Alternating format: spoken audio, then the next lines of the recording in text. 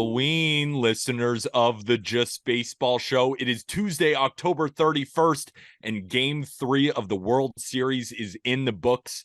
I'm Peter Apple. That is Aram Layton, and we're going to recap the entire thing as well as preview Game 4, and it is all brought to you by the king of sportsbooks. That is BetMGM. Use promo code JustBaseball when you sign up and deposit into your newly created account.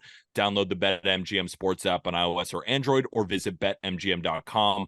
Place your first bet offer and receive up to $1,000 back in bonus bets if it loses. If that bet does lose, your bonus bets will be available once the wager is settled. Gambling problem? Call or text 1-800-GAMBLER. Must be 21 or older.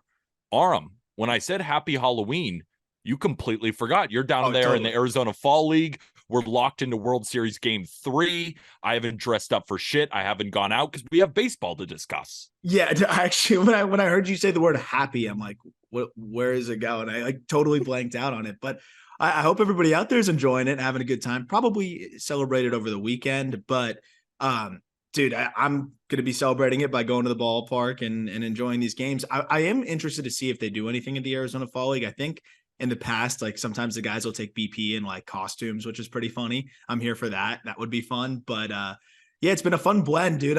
Go to the Arizona Fall League games and then hightail it back to the Airbnb to catch. Usually, I'll be honest, I miss like the first inning, but get back there for like the second and onward. And so far, man, like haven't really missed that much in the first, especially this past game. It was flying through though. I got nervous. I'm like, dude, I might miss half the game with the way it was starting. With the first 3 innings was like 15 minutes. And just to unveil the curtain, obviously we record right after the game is done. So I text Aram saying, hey, we probably won't have to record at 1 a.m. because this game's going to be over in 15 minutes. Yeah. But overall, give us your one big takeaway so far from the Arizona Fall League before we recap Game 3. Yeah, it's funny. So there's one guy I saw today that actually could tie into this conversation with the Rangers. But my overall takeaway, dude, is just there's so much talent out there. Like there's so many players who are just insanely just gifted. And of course, there's like guys that we all know. If you're semi-prospect head, like a lot of the names that are out here. But some of the names that people don't know that even maybe I barely knew, they're impressive. Like there's guys out here that people have barely heard of that can do really impressive things. So I think that was that always seems to be the number one takeaway for me. But today specifically, I saw Emiliano Teodo from the Rangers organization hit 102 and was sitting 100 to 101. That was fun. That was pretty nasty. And then Chase DeLauder had an unbelievable 3-run shot yesterday with the Guardians. That guy is built like a linebacker, but plus runner. That was crazy. So I'll be breaking that all down on the call up. Excited to discuss kind of all the Fall League takeaways, but it's an awesome experience for anyone that ever finds themselves out in this area of Arizona. Well, let's start with a guy who could be playing in the Arizona Fall League. He's 21 years old. There are plenty of 21-year-olds out there, and that is Evan Carter. Another 2-for-3 day from Evan Carter to bring his batting average up to 333 with an 1,000 OPS. Miguel Cabrera, Ty Cobb, Juan Soto, Evan Carter. Those are the youngest cleanup hitters in World Series history. And what just continues to blow me away about Evan Carter is his plate discipline, right? It's not like he's walking a ton. He did, of course, have a walk in this game, but he never gets out of his approach. He's as disciplined of a 21-year-old. It really reminds me of Juan Soto when he was first coming up in that World Series run, right? Yeah. One thing to just be a great hitter, it's another thing to make professional pitchers come to you at such a young age. I love this kid's mentality. He's just out there having fun. We heard, I think it was after Game 1, they asked him how he was feeling. He was like, yeah, I was pretty nervous at the start, but then all those nerves just get wiped away. This guy's just having a blast playing in the World Series, and the Rangers are up 2-1, and he's a big reason why.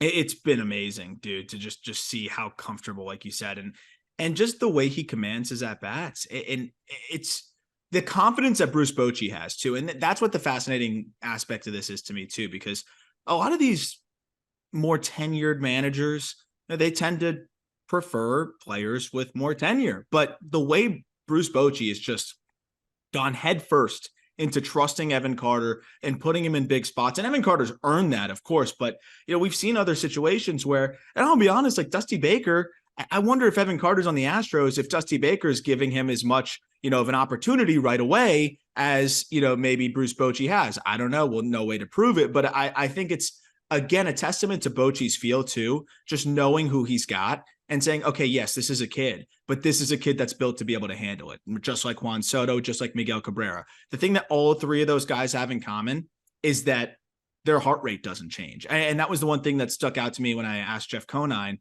on Outside the Box about, what stood out to you when you saw 19, then newly turned 20-year-old Miguel Cabrera, on the big stage. Like, and he said, because it looked like a regular game to him. That's what stood out to me. Like, he treated it as if it was, a pickup game on the backfields. And that's how Juan Soto was when we saw him help them make that run. And that's exactly how Evan Carter has been. So there's a reason why Bochy is so good. And I think it's of course baseball acumen, but I think it's also just human acumen as well. And just kind of knowing what he's got with some of his players. You and I were sitting on the couch together watching game 2, and we were talking about Evan Carter. And I knew he wasn't a top prospect coming up. Of course, he became a top prospect once he hit the ground running in the minor leagues.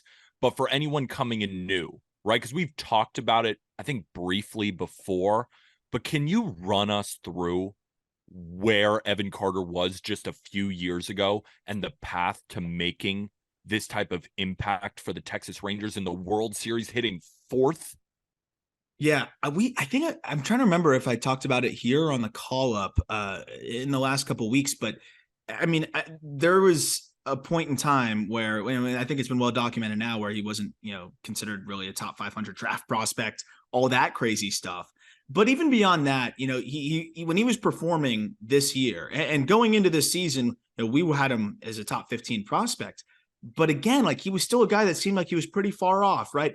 He's pretty skinny, still getting developed in terms of just getting at bats, because he was drafted in the shortened 2020 draft. And then 2021 was kind of his first full season and starting as a guy out of high school. Like, there was a lot of development still to be had. And I thought even going into this year that he was still probably another year away. Like, I thought he would have made his debut next season. Now, let alone make an impact, at the big league level in the World Series. Like, that's a whole different beast. But the thing that it boils down to the most for me is I'm pretty sure that when Duke was looking at because that's where he was committed, looking at their entire recruiting class, from what I understand, from what I was told, I think they had like 13, 14 commits in that class. The entire coaching staff felt as though Evan Carter was like the most likely to get to campus. And usually you'll lose a couple of your top recruits every year to the draft. Just that means you had a good recruiting class. And I'm pretty sure they felt as though Evan Carter was the least likely to be signed away. And that's who ends up being signed away. And they were floored. And here we are, a couple years later. It seems like that was the best decision humanly possible. I don't know where everyone else from that class is, that recruiting class is now, but I can promise you they're not anywhere better than Evan Carter is. And that shows you how fluid development is, and also how little we know about guys when they're 17, 18, 19 years old. The scout that found Evan Carter, if he were ever to become a free agent, he might get similar money to what Jordan Montgomery is going to get this offseason. Yeah. Unbelievable story from a guy drafted out of high school, or not even quite drafted out of high school, right? He was committed to Duke, got drafted out of high school. Yeah, drafted out of high school. And dude, I've seen the video. Like, he did not look good. Like, I don't know what that scout saw. And so, I mean, you can see the projection and all that, but to say, hey, let's snag him in the second round here. They gave him underslot. They gave him 3rd round money, but like, let's snag him and let's pay a lot of money here for a guy that nobody else is really in on. Like, that is a lot of confidence in your assessment of a player. And I love that. So just going through the game, we got 2 scoreless innings from both starting pitchers in Brandon Pfaadt and Max Scherzer. And I wrote down Brandon Pfaadt looks much better than Max Scherzer right now. I thought Scherzer had the feel for the curveball, but really not much else. but the D-backs didn't fully take advantage. And then the bats got to Pfaadt. But before we get to the Rangers bats, we got to talk about Max Scherzer. Yeah. Right. We all saw the play where it was hit off his back to Josh Young, who made an incredible play. Not just that play alone, but the fact that they got Alec Thomas on that play, who flies. Then he tries to jog back out for the 4th inning, and he's grimacing.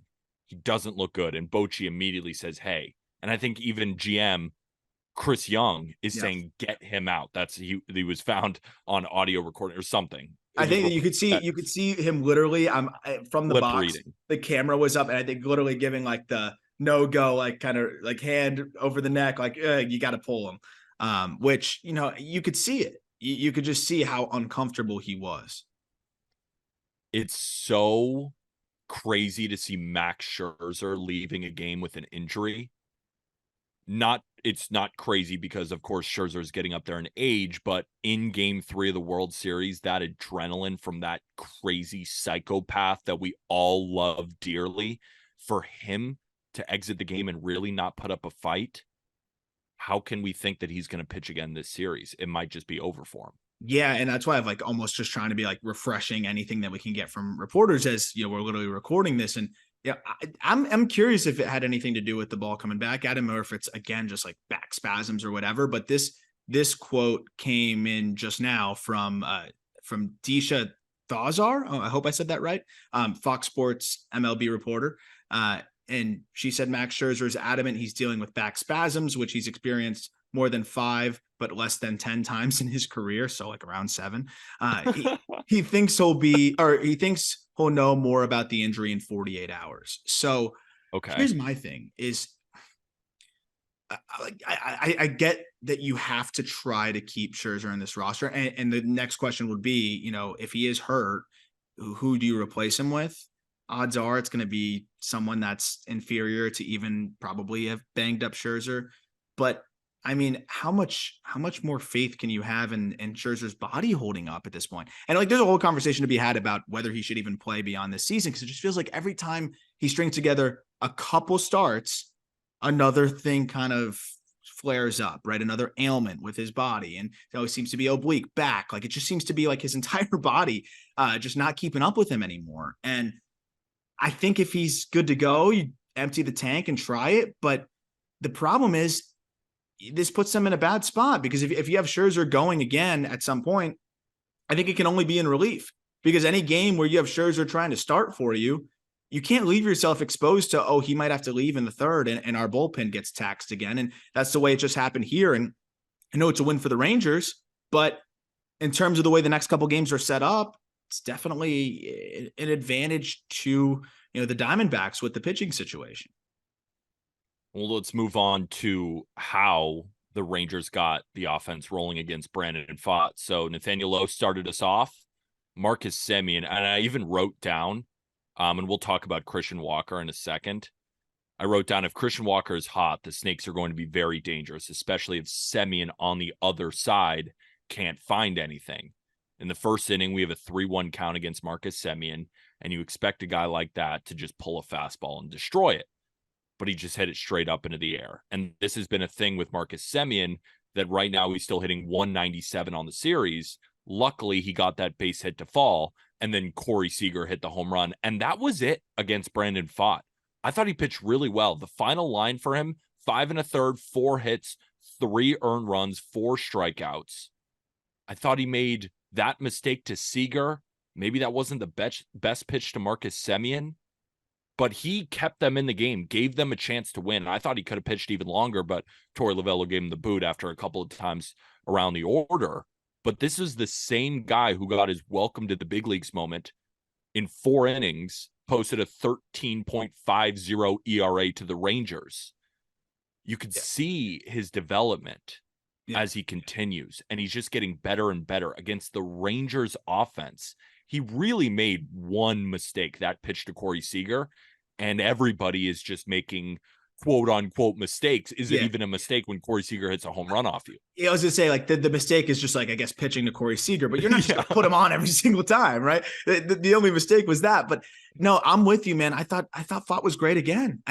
you'll take 5 1/3 of 3-run ball pretty much any day of the week from your starter. I mean, what else do you want from a guy, when you're going against one of the best offenses in baseball, when you're in a position where, I mean, this is a young arm who they've now seen already, and to give them that start, I mean, you got a shot every single time. If he's handing the ball to somebody else with 1 out in the 6th and he only gave up 3 runs, you've got a shot to win every single game on this stage. And again, I thought Pfaadt was really good. You mentioned the 1 home run. I mean, that was really the one big blow, but I thought it was impressive the way he was able to keep going.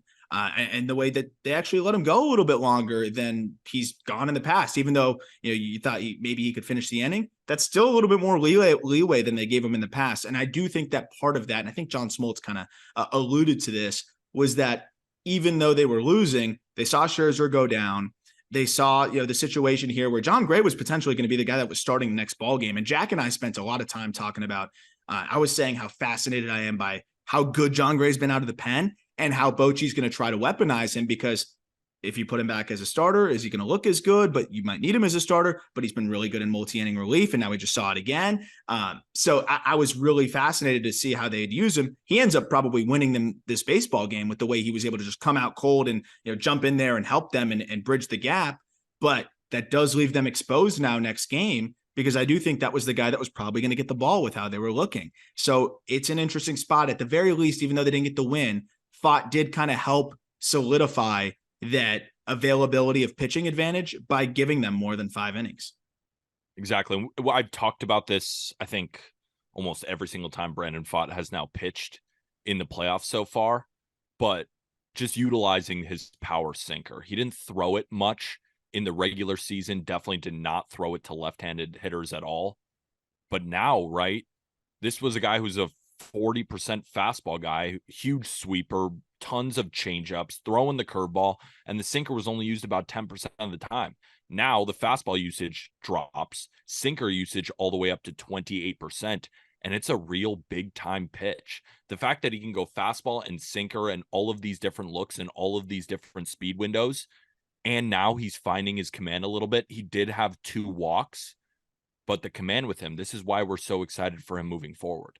And he tweaked the sweeper a little bit from the release point and the break, and that's been really remarkable. And to be able to make these changes on the fly is crazy. And the other side of it is, you mentioned the sinker. I mean, this is a team we talked about in the past. They crush vert. They crush 4-seamers.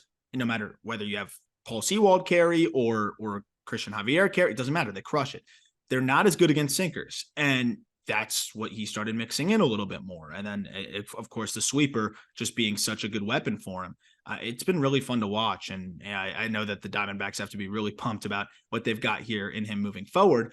I thought it was really fascinating who they went with pitching wise after that. And again, I thought that was kind of leaning into the pitching advantage that they're going to have over the next 2 games. I wouldn't say that it was waving the white flag because it was only a 3-0 game. And these guys were going to have to throw at some point, right? No matter what, you have 3 games in a row here. You would have had to go with Miguel Castro and Kyle Nelson and Luis Frias at some point. It would have been either the next game in game 4 or game 5. At some point, somebody wouldn't have been available and you would have had to go to some of these guys. So they elect to do it here. Lovella elects to do it in a spot where they're losing, but it's still a ball game. And they actually do their job. But the good part about this is they do their job. They keep you in the game. But beyond that, you've got all of your best relievers available. I'd argue that they literally went with every guy I trust the least right now. Miguel Castro, Kyle Nelson, Luis Frias, and Andrew Saalfrank. I mean, those are all the guys at this present moment. Saalfrank looked good in the beginning, but I mean, we've seen him struggle of late. Those are all the guys that pretty much I put in a separate bucket of I don't want them in high leverage. And those are all the guys they go with. You got a really fresh bullpen rolling in the next game. Here's the thing, though. I totally agree with you about that it was the bottom of the bullpen. But isn't Miguel Castro kind of the only one that we're actually nervous about? Like, Luis Frias has been pretty damn good. Pretty good. Kyle Nelson has also been pretty damn good. Saalfrank, I agree with you. He's a little bit off and on, but overall, right, he's still rocking a 3.60 ERA. Like, when Miguel Castro came in, that really felt like waving the white flag. Yeah. And that's a testament to this Diamondbacks bullpen. Like, even the bottom guys can still be very effective. We forget they're going up against arguably the best offense in Major League Baseball. Yeah. And they're continuing to shut down in the later innings. and it frees up the Ryan Thompsons, the Kevin Ginkles, Paul Sewalds, who can go multiple innings tomorrow in a must-win game. Of course, every game is must-win, but down 2-1, if you go down 3-1, especially with 2 more games in Arlington, it's going to be tough to win the series. Yeah. So I actually wrote down, I was really impressed with the bottom of the bullpen. Yeah. I just could not believe Miguel Castro, that he actually got outs. Good for him. Hey, shout out Miguel Castro. I was also shocked that was the first arm they went to. That was just surprising all around. But yeah, Castro did his job. He got outs, and Frias is nasty. That's a guy I've watched since he was a prospect, and I mean, it's crazy stuff. It's just whether it's in the zone. We actually just talked about it. I said on the last episode that I trust Frias more than Castro, and we end up getting both the next game, which is really funny. But again, they're in a good spot. Of course, the Rangers, you take the dub and you run with it. But I mean, this was a costly win, not in terms of anything they could control, but you lose 2 key players. And I mean, that's a really tough blow. And especially from the pitching perspective, again, like, you had Jon Gray throw how many pitches? I mean, he was incredibly efficient. He only threw 30 pitches. Threw 3 innings, though. That's 3 up downs. But 30 pitches, 25 strikes, it's absolutely insane. We were just gushing about him last episode, and he ends up doing this the very next. That said, he's not going to be available tomorrow. I guess he could be available for game 5.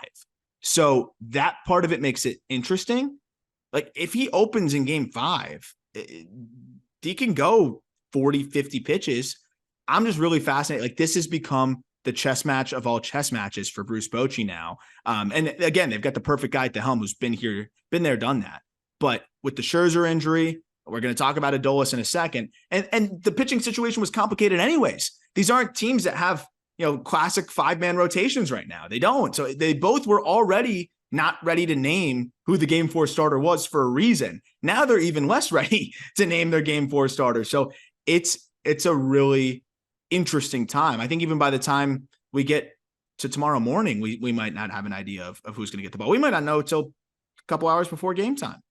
Exactly. So we want to preview game 4, but we might not know who the starting pitchers are. It might just be Andrew Heaney against TBD. It might. We aren't very possible yet, but hopefully we could just stall by talking more about the game until we get there, and then hopefully we have a starting pitching matchup, but I doubt it. Going back to the 3rd inning, Aram, I wrote down, who does Christian Walker think he is? Bro ain't Corbin Carroll. When he ran through that stop sign. And Adolis Garcia just nabbed him at home. Just an incredible play. But on the play, right, it's a base hit to right field, and I don't blame Walker. He's getting the go sign from his third base coach, and he just puts his head down and starts sprinting and then gets called out. Like, that just felt like a momentum play, especially in the bottom of the 3rd. Then the Rangers jumped on him and then just kind of held that, really took the crowd out of the game. Of course, you could say, oh, Christian Walker, you can't be doing that. He got the sign. He should have looked up. Just a tough play. I made a joke. About it. No, he was motoring, though. I will say he was trying his best Corbin Carroll impression, but yeah. Dude, I honestly don't blame Walker for that one too much. Of course, like, I thought it takes 2 to tango there. They both messed up. Tony Beasley, the third base coach for the Rangers, and Christian Walker. But I mean, that was one of the most like fluid, wave you to a stop. Like, it was one motion. Like, the arm was still waving back up, and then it waved into a stop. Like, it was actually incredibly smooth. Yeah, it was really smooth. But like, that's tough. Like, it's not like he was waving and then like 2 count, and then he's like, no, wait, stop. It was a wave into a stop. So that kind of shows you that at that point, he had already waved a couple times, and it was the 3rd wave where then it went into a hand up. At that point, Walker already saw 2 waves, and he's put his head down, and he's bolting around 3rd. I don't blame him. What am I supposed to run and stare at the third base coach the whole time? Like, it's tough. Yeah. It's tough. And it's also a really hard job and I think it's one of the most underratedly difficult jobs in sports is being a third base coach. You're basically deciding whether you should send your guys to, the most important spot on the diamond and whether they're going to beat the throw there or not. You got to know who has what arm. You got to know, how fast your guy is. You got to know where he's at in relation to where the ball is.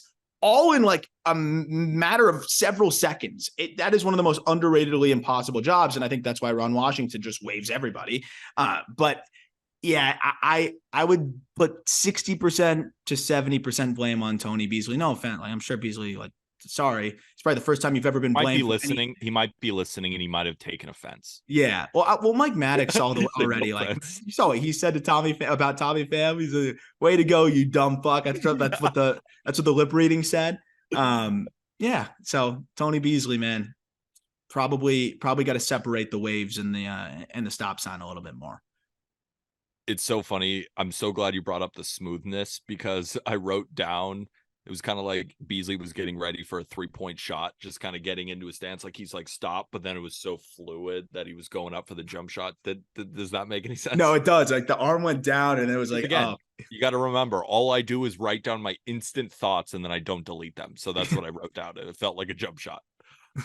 Let's keep moving on towards the game. That was a lot of the big time highlights, right? This game ended 3-1. But I wanted to talk about Alfonso Marquez, the umpire, for a little bit. Oh, I'm glad. I actually had a note. I had a note too. So before you get into that, I'll just tell you my note. My note was, where the fuck is Pat Hoberg? Yeah. And I have a whole rant on that. But yes, please lead the way on Alfonso Marquez. So I just wrote down, Alfonso Marquez has the tightest strike zone. Even strikes aren't strikes, but some balls are strikes. Yes. I thought he was horrible. I mean, the entire game, like, and there was big time calls, both early and late. The big time call that he missed was on Gabriel Moreno, where it was a slider from Jose Leclerc that missed by like a full ball outside. And then you could tell Moreno was just pissed because everybody in that stadium, I think that was like 2 balls. I thought that was like 2 balls outside. It might have been. Like it was outside. There was no debate that was a ball. Then Moreno comes back and grounds out to third. That is an inning-changing call. That's a game-changing call. Because you get the leadoff guy on first base with Leclerc, who, with all due respect, has given up the long ball in order to lose games before. Not saying that he would have, but Christian Walker then steps to the plate with the runner on. Maybe he gets pitched different. Everything changes from that AB. And it was good to see Christian Walker finally hit some balls hard today, because he has been inept at the plate and he is so important for this Diamondbacks team. I've said this before. The X factor for the Rangers is Marcus Semien, and on the Diamondbacks, it's Christian Walker. So you get Christian Walker up there in a different type of scenario. Maybe he hits a home run and ties the game. But Alfonso Marquez, just the entire game, like the umpire should never be the story, right? Like we're going through the bullet points of what happened. We could talk about the bullpens and how great they were at the end. We could talk about some of the offense. But then when part 4 of a 4-part series of what happened during the game is the umpire, like, come on, can we do better? It's the World Series Game 3. Why do we have these guys behind home plate? And that's what I wanted to get into, because I hate that we're even talking about them. But even to build on that point about Walker being the tying run, how about the fact that you'd have Tommy Pham up as the tying run? So instead of it being 2 outs, nobody on, like you're fighting for your life, you have your hottest hitter up, again representing the tying run. And then if he doesn't get a hit, you got one more guy getting to the plate here in Lourdes Gurriel, who didn't have the best game. He had some really ugly at-bats, but that's still been one of your better hitters to this point. So it just totally took the wind out of their sails. It was interesting because when you and I watched the game together in game 1, I was getting really frustrated with the umpire. You were getting less frustrated. It was DJ Rayburn game 1. And Rayburn, according to Umpire Auditor, ranked 75th out of 92 umpires. And that's he missed 13 calls in that game 1. I was really annoyed, but you brought up a good point that at least he was consistent with it. Like he was just calling everything off the plate, but it was consistent. Like there wasn't some that were being called and some not. Like balls in that spot, like they were just getting called. This game was a little bit more frustrating with Marquez, because I think you had a pitch that was a borderline strike before that to Moreno that he called a ball. And then the ball that was called a strike was like two to 3 balls further out. And there's no such thing as makeup calls. Like that's not how that works. And I thought the other pitch might have been a ball anyways. So it was one of those things where I felt like this zone was just incredibly inconsistent. And my frustration is this. And again, according to Umpire Auditor on Twitter, X, whatever, DJ Rayburn was the game 1 umpire, 75th out of 92, right? And he missed 13 calls. Well, because guess what? You do what you probably do most of the time in the regular season. Quinn Walcott, who's the best ranked umpire. He didn't have his best game. He actually had one of his worst games of the year. That's okay. That happens. Big stage. No, like, come on. Like, yes. The best ranked umpire now. He has the worst game of his life. Like, yes. Like, of course, but shit but happens, at least he's there. Come on. At least he's there. What we can control is having the right guys there. When you look at who's the guy, Marquez, Alfonso Marquez today, 77th out of 92, according to Umpire Auditor. Why are we not having 1, 2, and 3?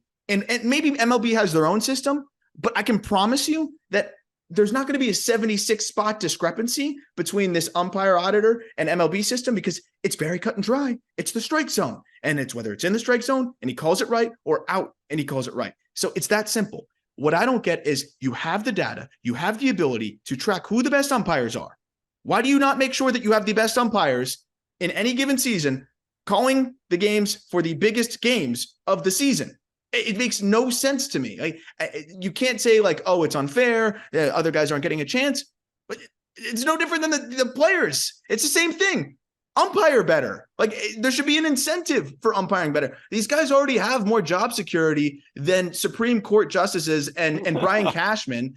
Like, all they need to do is just perform and you get more opportunity. Like, that's it.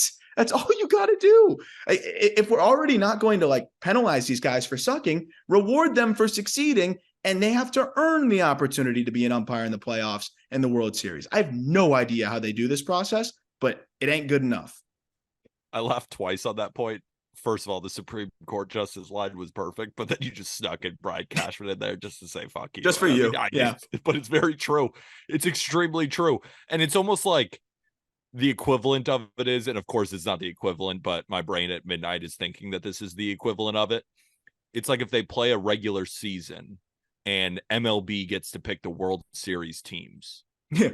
They pick the Royals facing off against the Pirates, with all due respect to the Royals and the Pirates. But that's what we're doing here. It's like, well, I mean, we're giving these guys a shot.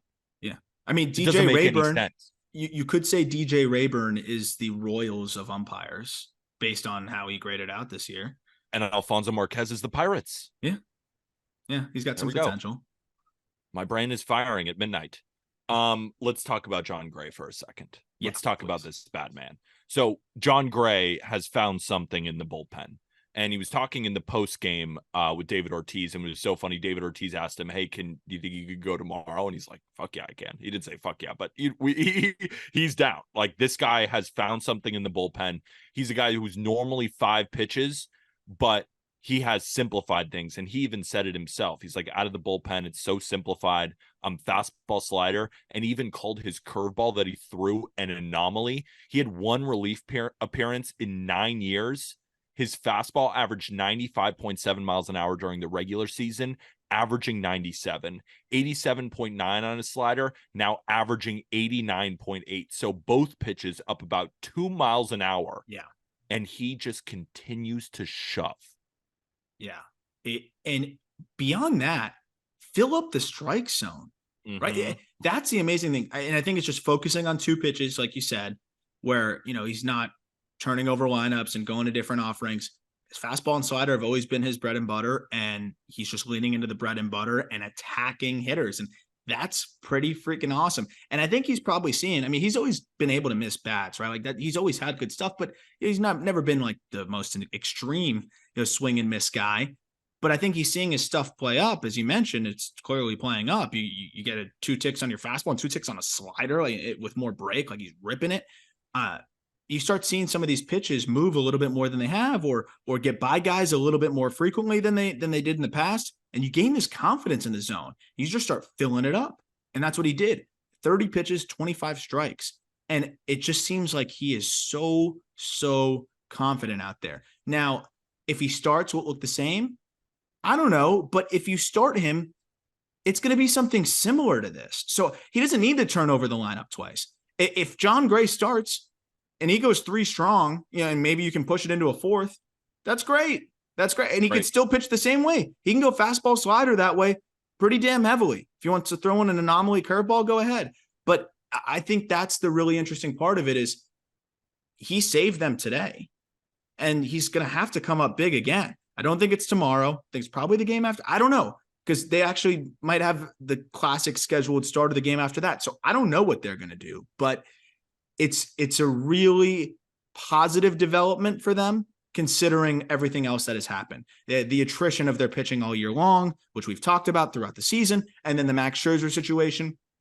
Hell, man, Jon Gray looks like a better option than Max Scherzer right now. I hate saying that about a Hall of Famer, and I really hope that people don't take this lasting image of Max Scherzer and diminish what has been a first ballot Hall of Famer's career. This isn't about him not being able to perform on the big stage. This isn't him not being able to rise to the occasion. This is a 40-year-old's body just breaking down after a million innings of throwing in the mid-90s and carving hitters up for like 2 decades. It's nothing else other than that. But that said, I think Jon Gray's the better option right now, regardless, healthy or not.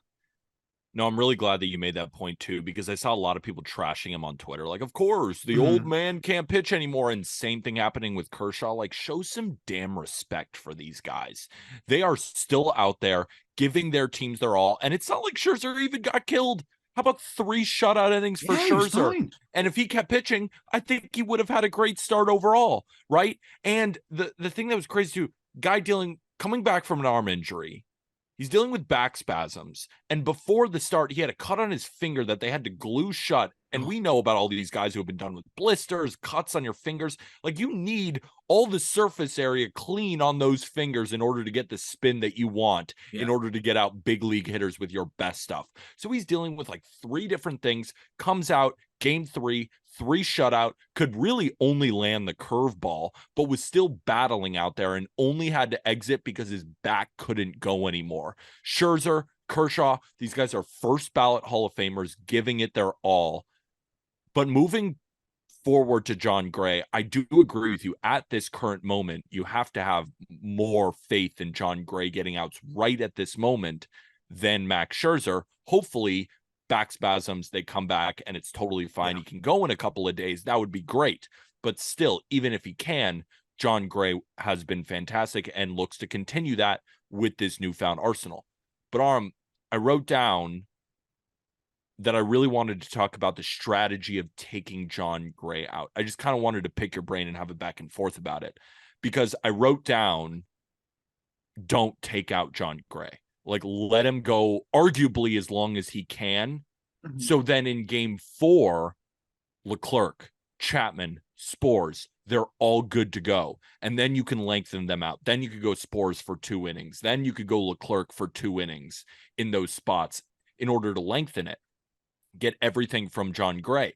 But then there's also the side of it, well, if you do that, then he won't be available for game 4, won't be available for game 5, probably isn't available for game 6. Yeah. So it was like that back and forth in my mind, understanding why Bochy did it, but then also it would have helped them out in game 4. What was your takeaway on taking him out after 3 innings? Yeah, it's a really tough spot. And I think that the way things worked out, it actually works perfectly. But if Spores ran into some trouble, he throws a lot of pitches, or Leclerc has to come in for Chapman a little bit earlier, and now he's unavailable, then it looks a little bit more interesting. But I think he actually did it perfectly. You have Jon Gray go 30, and now he's going to be available, like you said. And Spores, Chapman, and Leclerc coincidentally all threw 16 pitches.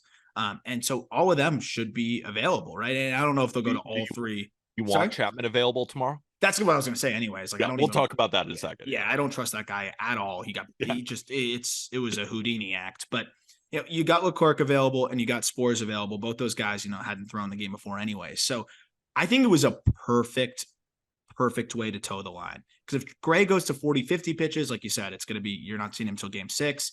But also you still want to make sure you get enough innings out of him so you don't have to stretch Spores out for 2, because we've seen them stretch Spores out for more than 1, or stretch Leclerc out for more than 1, which we've seen them do. God forbid you ever have to ride Chapman more than 1 inning. That'll never happen. But yeah, I think it was a risk, and that worked out perfectly for them though. And again, that's just Bochy's feel. So crazy too. The Rangers, they needed bullpen help at the deadline, and they go get Aroldis Chapman, and they trade Cole Reagans to do it. It's like the one mess up that this Rangers front office has had this year. Yeah. And Aroldis Chapman, I wrote it down. I was like, this guy is a liability. Could not believe he got the double play to get out of that. I was fully convinced Ketel Marte was going to hit a home run there. From his right side, more power coming in with Chapman. And I wrote in my article, because I took Rangers money line, and I was like, I like how the bullpen sets up in this game after Scherzer, because Chapman has had plenty of rest. And I wrote down, and I almost looked like a total moron, because I wrote down, as a Yankee fan, I've seen plenty of Aroldis Chapman. If you're getting him on back-to-back days and he's 98, that's the Chapman that's going to get tattooed. You give him a couple of days to rest and he comes in throwing 103. That's the Chapman that we all know and love. What happened? Comes into the game throwing 99 with rest. And I'm like, it doesn't even matter anymore. Those old Yankee things that would happen, like all he needs is the rest and he's back to normal. Screw that. Rest doesn't matter. Like, this guy is a ticking time bomb. We said the same thing about Craig Kimbrell in the Phillies series, even before he gave up the blow up. Like, and I said before that Phillies series started, like, Craig Kimbrell is going to have an inning that's going to lose you a game. I still have that same feeling about Aroldis Chapman. He is going to lose the Rangers a game. I don't know if it's game 4, game 5, game 6, but just be ready, because this is a ticking time bomb. Yeah. And I think Bochy's feeling that too. It's also crazy that, like, oh, he was only throwing 98, like 99, like that's, but no, it's just wild that that's where it's at with him. But it's because his command stinks. He falls behind. Like, he being able to blow 101, 102 by guys when you're behind in the count is always the way he's gotten out of things. But 97, 98, it's a different story. I think he threw a pitch 96 today, which is like, you don't normally see that. And these guys can all hit that velo too. Like, it's not impossible to hit that velo, but it is when it's 102, 103. When it's 97, it's not outlier enough, right? It's the fastball. You want it to be an outlier in some way. So Chapman's isn't by shape. 103 is an outlier velocity wise, and you'll get outs there. So yeah, I'm very curious to see what the next time we're going to see Chapman will be. We're going to see him again, but it's just going to be where and what stage and how much faith do they have in him. That will remain to be seen. The other thing I want to make sure we don't forget, and I'm sure we wouldn't, but I'm really trying to process the Adolis Garcia thing too. Yes, I was going to end with that real quick too, with Aroldis Chapman. Just to his credit, that slider against Carroll to buckle him was nasty, and then he did get the double play. So it's not like he's auto runs, but there is just an element in there of just like an elevated blood pressure. But then Jose Leclerc comes in, shuts the door. We already talked about the walk call by Alfonso Marquez. That inning could have completely changed in favor of the Diamondbacks. Instead, Leclerc gets the ground ball, gets a couple more outs, game over. Texas Rangers win 3-1. They take a 2-1 series lead. And I was saving the Adolis Garcia point for when we kind of preview game 4 and the rest of the series. And I even tweeted out Texas Rangers moneyline check mark. But I was more concerned with the series moving forward, because Adolis Garcia exited in the 7th inning with a clear oblique thing. Yeah. And obliques, man, I mean, baseball fans know it's like the worst injury ever. You can't swing. You can barely move. I was about to say, well, I've had an oblique problem when I was in high school playing baseball, but nobody gives a shit about that. What I will say is it really, really hurts. And if that's going to be nagging him all series, you're taking the power out of Adolis Garcia, and that's if he does play. What was your takeaway there? Dude, obliques are almost always an IL stint. Yeah, always. And that's what I'm worried about. And the drop off there from an Adolis Garcia to what? Travis Jankowski, who's kind of good though. I'm a Travis Jankowski guy. Is Robbie Grossman going to go back to the 3-hole? He's going to still hit third. It's the most confusing, perplexing thing. If you follow me on Twitter, you know every single time he's hitting third, I'm like, I am here again. Why is Robbie Grossman hitting third? But maybe he's the 3-hitter, and I was wrong this entire time, and he comes in and just it's going to be Grossman. It's going to be Jankowski. I'm not sure. So you mentioned Marcus Semien, and we actually, funny enough, Jack and I said the same thing. Like, this lineup gets so much tougher if Marcus Semien is Marcus Semien in the leadoff spot. But now, and we know this whole team can rake, but now you look at the lineup, especially the top half of it, and you take Adolis out of that. So it's Semien, Seager, Adolis, and then you had Evan Carter, Mitch Garver, onward. I mean, now, not only are you adjusting who your 3-hitter is, I don't know if Evan Carter moves up a spot, Carver goes to the cleanup spot. I don't know what they're going to do, but there's just this lack of, I wouldn't say lack because the whole team rakes, but you lose this fear that Adolis strikes in you right behind Seager too. And it's this level of protection that Seager has right now. And a big reason why we just talked about it, like the only mistake is pitching to Seager. Well, yeah, what are you going to do? Put him on to pitch to the legitimately hottest hitter on the planet. And even if all 30 teams were playing, he'd be the hottest hitter on the planet. Like it's a different level of protection that Seager was getting. Now, I mean, Evan Carter's been awesome, but it's not the same. I'm not fearing Evan Carter turning the game on its head in one swing the way I am of Adolis Garcia right now. So assuming, and we don't know yet, but that it seems very likely, again, hope I'm wrong about that, but that Adolis Garcia is out, Marcus Semion's really got to step up here and either get on base and ahead of Seager, because that provides protection in its own way as well. And also just hit, right? Like he needs to step up and be the all-star that he is. Thought we saw some good things today, but it's going to be really interesting to see. I think, I know you've been wanting the Seager walk bets, all series. I think they're as good as ever right now with Adolis potentially not protecting him. Yeah, thanks for bringing it up because I fucking donated in game 2 and I almost placed it in game 3 of the 2-day walk-in. My thought was Brent Straub, like he is an incredible pitching coach. Will pitch around guys he doesn't want to get beat by the main guys, and they're just being aggressive to Corey Seager. I'm like, okay, like I guess I won't bet the walk prop. It makes the most sense in the world. It's plus money. It's staring at me every morning, and I already freaking donated in game 2. You should do it again now. Off it. Should I? Is now the time? Yeah. But then I'm gonna do it heavy, and he's not gonna walk Aram. So you can blame me on that talk one. About it. Yeah, we got to talk about it. But yeah, that was the game, right? We still got to talk about also just one more point. What a catch by Alec Thomas. Yeah, Mitch Garver. He's been just great all around. I know he didn't have any hits today, but I mean, even his at bats have just been so much better. But yeah, to make that grab out there, I mean, kept him in the game and gave him a shot. And I thought that could be a little momentum change.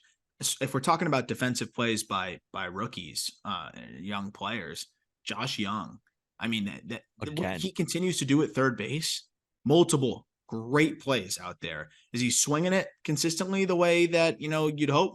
Not quite, but he's also hitting eighth. He's playing great defense over there. It's just been awesome to see what he's doing and helping them in a lot of different ways. But yeah, that he made a couple plays that were just remarkable at the hot corner. I wanted to bring up Alec Thomas because, God, what a shit take by me. I said I would take Alec Thomas over 1.5 rollovers to second base every game if I could. And ever since then, the man has turned into Ken Griffey Jr. I mean, he's just making unbelievable plays. He's hitting home runs. He's hitting freaking opposite field piss missiles. He's just doing everything right now for the Diamondbacks. And you ever get that feeling like when you're going through a lineup and you're watching a game, you're like, oh shit, Alec Thomas is up, and like you sit up a little bit. It used to be, oh, Alec Thomas is up, I can go to the bathroom a little bit. Now, no way. And then in the field and with his speed too, such a dynamic player. And then my last point, we kind of already talked about it, just resurfacing this. I thought the most underrated story in this game was the Diamondbacks back half of the bullpen, bottom of the bullpen. Castro, Nelson, Frias, and Salfrank throwing scoreless outings. But that was it for game 3. Like we said, Rangers win 3-1. Not the craziest game, not a ton of storylines from it. Basically, Corey Seager did his damage once again. He's amazing. Evan Carter is the youngest cleanup hitter since Miggy, Soto, and Ty Cobb. Marcus Semien finally got a big hit. Scherzer, Jon Gray, that bullpen did their thing, held Arizona to just 1 run. And Adolis Garcia and Max Scherzer injuries are very, very key here. Oh, yeah. Have we stalled enough to figure out the starting pitching matchup in game 4 yet, Arm? I'm literally trying to see if we're getting any info on that now. But according to Kyle Glazer of Baseball America, Bruce Bochy said about 45 minutes ago that he has to huddle up with his staff to decide who the Rangers starter will be in game 4. Says he'll need about an hour, but that was actually 56 minutes ago. If you go to MLB.com, It shows the probables as Andrew Heaney and Joe Mantiply. A World Series game. Starters are Andrew Heaney and Joe Mantiply, which is awesome. But I don't know. Oh, here we go. Yeah. Rangers probable pitcher for Tuesday's World Series game is left-handed pitcher Andrew Heaney. Okay. So looks like it's going to be the Heen dog. And looks like it's going to be Diamondbacks moneyline game 4. I mean, who would you take? Would you take a Rangers bullpen that probably won't be with Jon Gray, and like Josh Sborz is amazing. He'll probably throw his scoreless inning. But outside of that, like Leclerc is probably only going to come in if they're winning, right? Or the game is tied. But a Diamondbacks team against Andrew Heaney and Martin Perez and other Rangers bullpen arms versus the Diamondbacks bullpen that will go out there with Joe Mantiply. They'll have Ryan Thompson. They'll have Kevin Ginkel. They'll have Paul Sewald in a game that they have to have. No, how do we not pick the Diamondbacks in game 4? No, I love the Diamondbacks in game 4, which is exactly why they're going to lose. And I'm just trying to predict the postseason is freaking impossible. But we'll give you the information and you can make your own hypothesis as well and make your own predictions. Here's to piggyback off of what Peter said here. Here's the situation. Got Heaney on the other side. We set the scene with kind of the bullpen arms that they used, though. So, and they use some of their guys. Maybe Jon Gray piggybacks. Maybe they use him in another ball game. They've still got Sborz. They've still got Chapman, Leclerc, all available. But again, it depends on how you want to play the next couple. When you look at the Diamondbacks side, though, in terms of how much these guys specifically have been used, Sewald threw 22 pitches. It'll be game 4 1. days ago. Yeah. In game 1. Same thing with Kevin Ginkel. Hasn't thrown since game 1. Joe Mantiply, 15 pitches in game 1. That guy could, if he throws well, could give you 3. I don't know how much they want to stretch him out, but he could. Yeah. Ryan Thompson, same thing. Game 1, right? He gave you 17 pitches then. So they've got all of their best bullpen arms fresh. I mean, as fresh as you're going to be at this stage of the season. I think that's really good news overall for the Diamondbacks. And definitely the pitching situation lines up to very much favor this Diamondbacks team. And I think we're probably going to see them. And this is a similar spot, though, too. How much do you stretch these guys out? Because you got another game that you really got to win regardless. Whether you win it or lose it, you really got to win, game 5 as well. So how much do we see of Kevin Ginkel? How much do we see? Is it just one inning? Thompson, I think, is the guy that ends up being stretched out to 1 to 2. But I think they're going to need Mantiply to give them some length. It's a really interesting setup here. And again, it's going to be a nice little game of chess. We'll probably have to see one of these guys from the bottom of the barrel that we saw today as well. One of Castro, Frias. I mean, Frias threw 20 pitches, so he probably won't go. Nelson or South. But he might. It's game 4 of the World Series. Like, these guys got to go. And Arm, like, to be completely honest with you, we keep calling it the bottom of the Diamondbacks bullpen. I have more faith in guys like Frias and Nelson and Saalfrank. Like, I think they can be moderately effective, right, in 1 inning spurts. Will one of them give up a run? Probably. But if you go Mantiply for 2, then you got Frias, Saalfrank, Nelson, Ginkel, Thompson, Sewald. That's 6 guys to cover 7 innings if Mantiply can give you 2. Yeah. That's a good bottom. And then, of course, you have Zach Allen, and you just got to get everything out of him that you can. But then you got Nate Eovaldi on the other side. That's why this game is must win. Yeah. Like, you have to win this game, especially with Gallen's struggles and with how good Eovaldi has been. But to the Diamondbacks' credit, they did hit up Eovaldi. But of course, you probably can predict that Eovaldi makes his adjustments and comes back and is a vintage Eovaldi, or at least close to it. But Gallen, like, what adjustments are we going to see here? So we're moving forward, but it's like game 4 is so impactful for game 5, game 6, and game 7. Like, this game, and this is why, while it is Heaney, while it is Mantiply, this is a must tune in game, because I think the way that these bullpens are managed and whoever wins will decide this series. Like, if the Diamondbacks can win this game, this series is completely live if they're able to get just 1 inning spurts from all these guys and rest them enough. Because like you said, if Sewald, Ginkel, and Thompson, they all throw 1 and change, and they're, all under 25-ish pitches, they can be full goes in game 5. Yeah. So And then Game you're 4 hoping is incredibly important. And then you're hoping Merrill Kelly, even on short rests, would be able to give you 6 or 7. I mean, that's you need Merrill Kelly to give you 6 to win this World Series. And you need Zach Gallen to give you 5 or 6 to win this World Series, most likely. So that's probably what they're hoping. At the end of the day, you can look ahead. I know Gallen hasn't been sharp, but you can look ahead and say, that's our guy. That's a starter that we know is capable of giving us 5, 6, 7 innings. You can't say that in game 4. So I think you're right. Like, this is a spot where if you got to use every single arm, you use every single arm here because of how pivotal the game is in terms of how the series would line up, if you're down 3-1. But beyond that, you have your 2 best starters potentially going after that, which, puts you in a position to at least not need the bullpen. You're hoping nearly as much. And if you do, you're probably out of it at that point anyways. So that's the difference. And it's going to be fun. It's going to be fun. Young manager versus one of the most tenured and experienced young team. Like, it's all the storylines are there. And I think that's what makes this really fun. And I think this series is not slowing down anytime soon. And we'll see you after game 4. Recap the entire thing on tomorrow's episode. But Arm Layton and I are going to head to bed. I hope all of you enjoyed this episode. And if you did, please rate and review on Spotify and Apple Podcasts 5 stars, and leaving a written review would be greatly, greatly appreciated if you have been enjoying it. If you're watching on YouTube, hit that big red subscribe button. We're doing everything that we can.